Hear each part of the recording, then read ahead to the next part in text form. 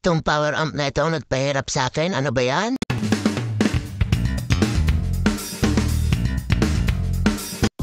Ayun, isang mapagpalang araw ulit. Meron tayo ngayon kukulikutin ulit.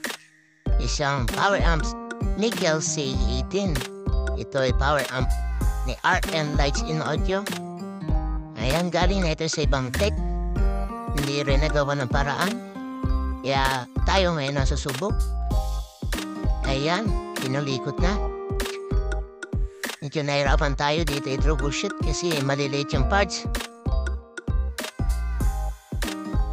Kaya ayan, doon tayo natagalan. Inabot tayo ng 3 days dito bago na huli yung problema.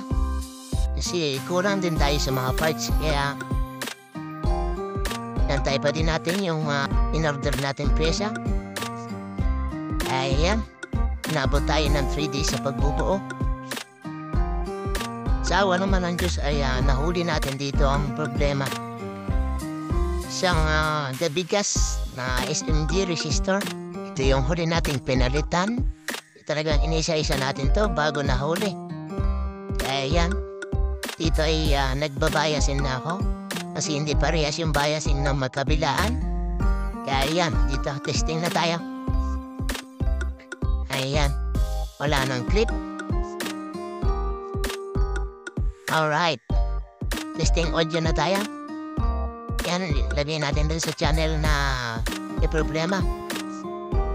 Ayan, yan na natin ang music. Ayan, may audio na. Mukhang goods na to. Ayan. Sana ay wala nang maging problema.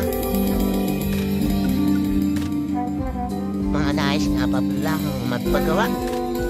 Magpa-repair na kanilang amplifier. Mga appliances. PM nyo lang po ako. Ayan dito, tinest naman natin yung kabilang channel. Kabilang channel nga pala nito ay walang problema.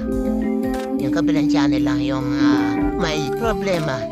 Clip at nakaprotect. Pero may binago din tayo dito. Ayan, tinesting na rin natin kasi nag-adjust tayo ng biasing dyan. Binalik natin sa original na settings. Ayan, mukhang goods naman.